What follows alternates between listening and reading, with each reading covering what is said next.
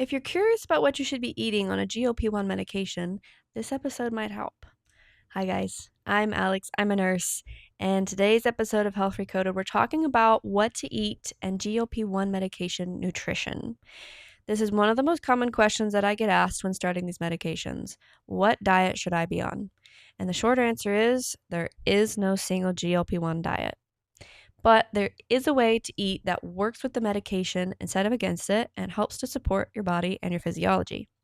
So today we're going to talk about GLP-1 medications and how they change appetite and digestion, what your body actually needs during that adjustment, and how to eat in a way that supports energy, muscle, hydration, and then long-term success. So, digging into how GLP-1 medications change your eating, GLP-1 medications slow gastric emptying and increase fullness signals. This means you get fuller faster, you stay fuller for longer, and then therefore your hunger cues are actually quieter.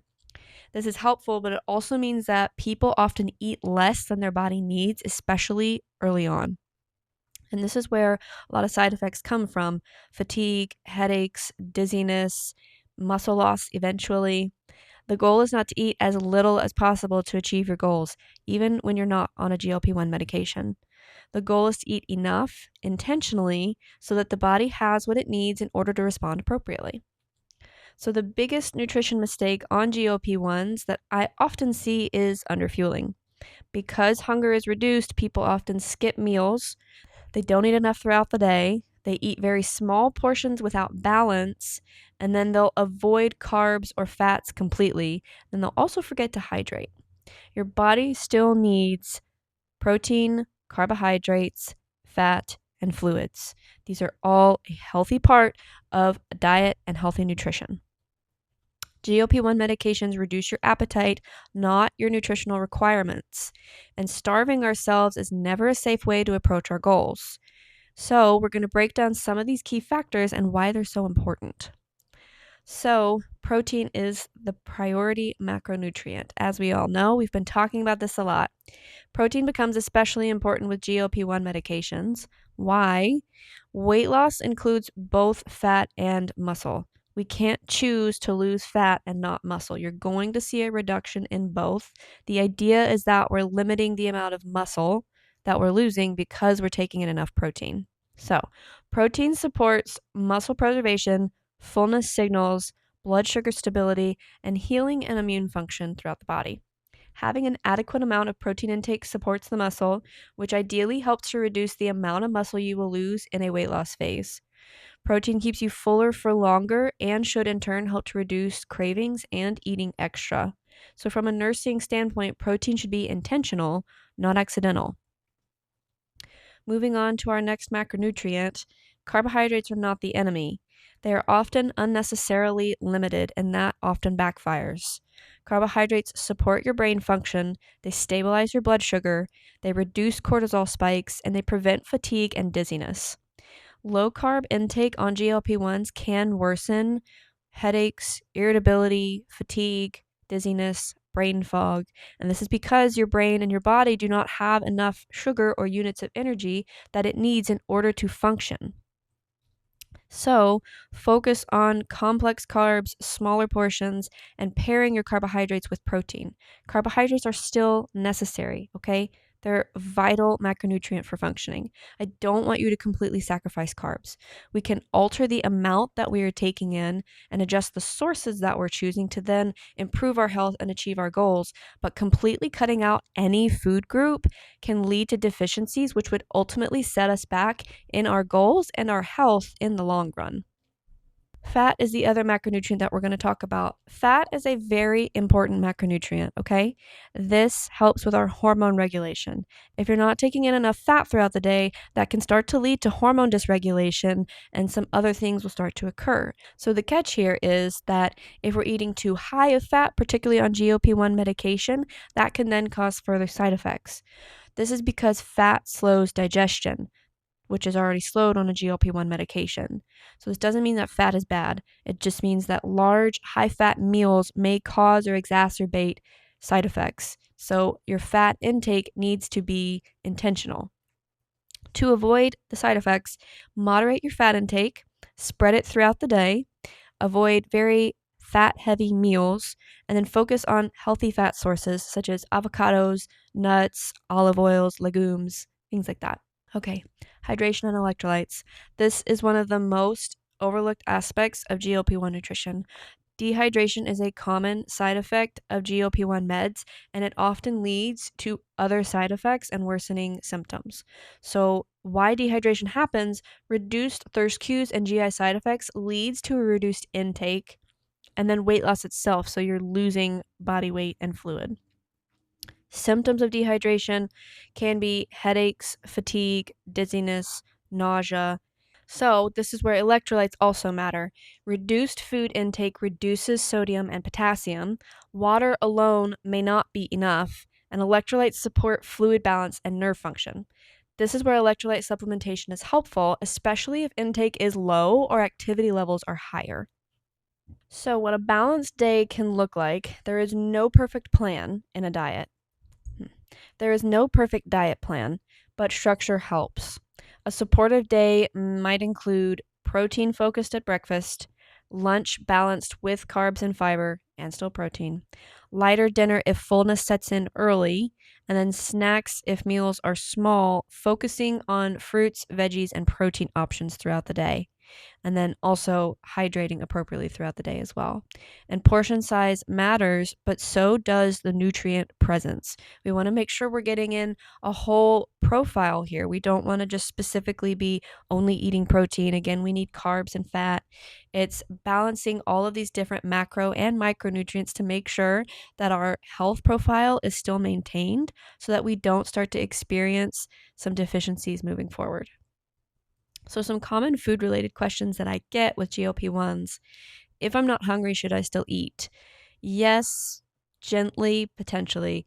Small, balanced meals prevent side effects. So, it's a balance of, are you experiencing too much side effects? So, maybe your dose is too strong, or are you experiencing side effects too much because of how much you're eating or how much you're not eating? So, it's a balance. And this is why consulting with your practitioner that's prescribing these is often so important. We want to make sure we're getting in enough, but not in too much, so that we're not causing it because of how much we're not taking in, but also causing it because of how much we are taking in. So, if you're not hungry, should you still eat? I'm going to say yes, because a lot of more concerning side effects occur when you don't eat or hydrate appropriately. And I'm often counseling people that they're not eating enough food at all, and that's why they're experiencing what they're experiencing. But then it's also not to advocate for you to stuff yourself, okay? So just small, balanced meals throughout the day, okay? Should I track calories is another question that I get. I always advise for some form of tracking, even if it's just a journal, writing down throughout the day what you ate.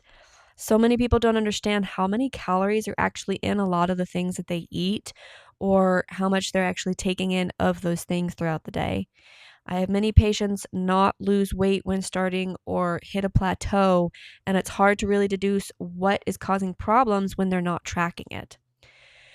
So the idea here is not to become fixated on a certain number of calories. Focus on intake quality and consistency. We are aiming for healthy nutrient profile, but that's harder to accomplish if we don't really know what we're actually taking in accurately throughout the day. Another question: are there any specific weight loss foods? Not really.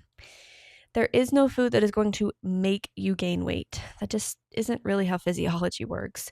If you take in the food, your body has to use it and store it. So the idea is that we are expending enough energy that it's expending, or rather that it's using most of what we've given it.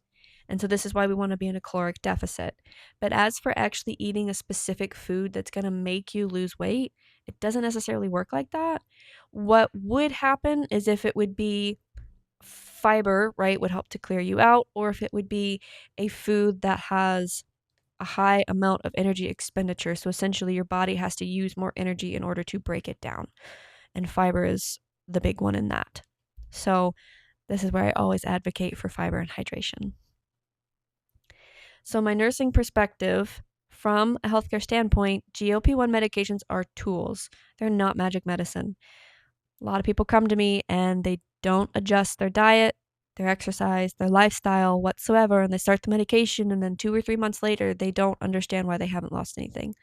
GLP-1s don't make you lose weight. They assist you in your journey. Nutrition on GLP-1s should be supportive. It supports the muscle, it supports hydration, supports your energy, reduces side effects, and promotes sustainability in the long term. The goal is not rapid weight loss at the expense of health. If you lost 10 pounds in one day or 1 week, I would be sending you to the hospital. That is concerning. It is your body telling you that something is wrong. The recommended amount of weight loss is roughly 0.5 to 1% body weight per week. This is for sustainable results, and this translates to roughly 1 to 2 pounds per week. If your body drops large amounts of weight in a very short amount of time, it's telling you something's wrong, but there's an increased risk of rebound weight gain later or nutrient deficiency concerns moving forward. So the guidance I always give for healthy nutrition, whether or not you're on a GLP-1 medication: protein is queen, fiber is coming for the throne, hydration supports the both of them, and a balanced whole food diet is the keys to the kingdom, and it's going to help us achieve our goals. A little cheesy, but stay with me. Okay, protein. The daily recommended amount for protein is 0.8 to 1.2 grams per pound of body weight. Not 80 grams a day, not 100 grams a day, your body weight. If you weigh 150 pounds, you should be eating 150 grams a day. This is why tracking your food is important, okay? We want to know consistently what we're getting in. So solid protein food options are animal proteins such as chicken, beef, tuna, turkey, pretty much know those. Plant proteins can be beans, chickpeas, edamame, or quinoa are good options. And then dairy options, if you're able to eat them: cottage cheese, low-fat Greek yogurt, low-fat milk products. And then protein shakes or smoothies if they're needed and they don't upset your stomach. So we want to aim to eat protein with every meal. I guide for about 30 to 40 grams per meal, and that will get you very close to your goal for the day if you're not interested in tracking on a calorie tracker. And this would include ideally 1 to 2 snacks of protein throughout the day as well. So a lot of people will complain, I'm not able to get in that much protein. You are. The concern is when you're still taking in as many carbohydrates as you were. Carbohydrates are filling, and so is fat. But if we decrease the amount of carbohydrates and fat that we're taking in to an acceptable level, then we should be able to increase the protein. So it's an exchange. It's not just increase the protein, it's an exchange of increasing the protein to then decrease the other levels, or rather decrease the other levels to then increase the protein, so that we're getting in the levels that we actually need. A lot of people eat a lot more fats and a lot more carb heavy meals than what the body actually takes in, or rather needs to take in, and this is often a result of less muscle mass and more fat mass, okay? That's not to say that that's the reason that everybody has a composition that they do, but it's something that I see a lot when I'm counseling people. Moving on to fiber, this helps to keep the body regulated and ideally avoids side effects, particularly as the body adjusts to GLP-1 medications. These medications alter the gut-brain signaling, and so as a result, GI side effects are very common. Intentional intake of fiber will hopefully help to reduce the occurrence. So fiber sources include whole grains such as brown rice or whole grain breads. Plant-based fiber sources include beans, green leafy vegetables, berries, dried fruits are really good sources. And then supplement if you need additional. Metamucil or psyllium husk as needed can be really good when you mix it with water to add in for a fiber source.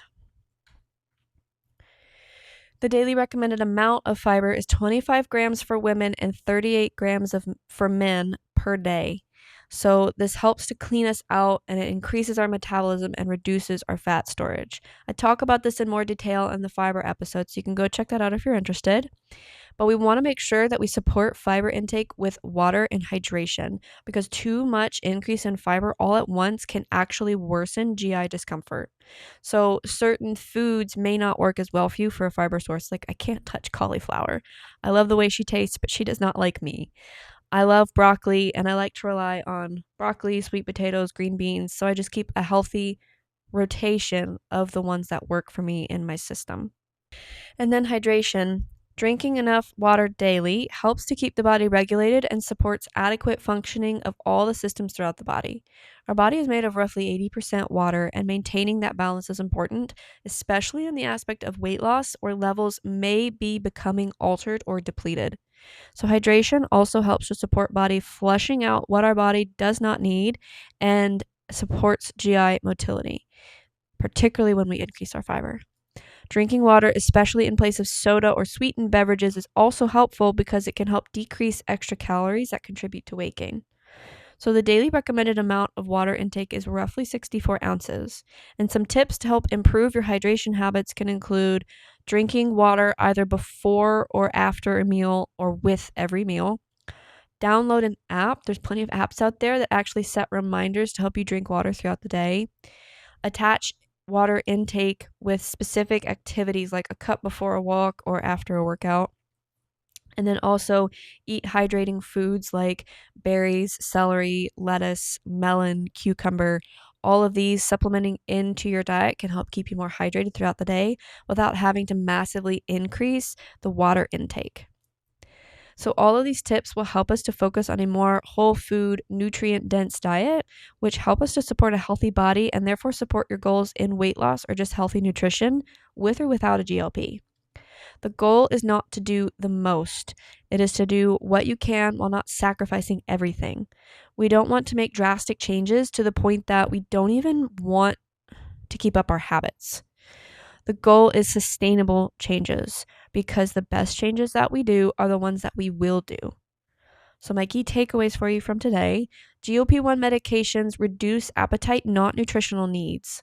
Protein, fiber, hydration, and balance are all essential to a healthy diet. Undereating causes many common side effects and can actually lead to a lack of results. Eating intentionally improves tolerance, long-term success, and then overall health. So, if you're starting or already on a GLP-1 medication, your body still needs nourishment, even when hunger is quieter. Nutrition is about doing what supports your physiology. If this episode helped to answer questions for you, please consider liking and subscribing. You can share this episode with someone else who could benefit, or maybe they're thinking about getting on a GLP-1 medication. You can also follow me on Instagram at Health Recoded Podcast. And thank you as always for listening. I will see you guys next time.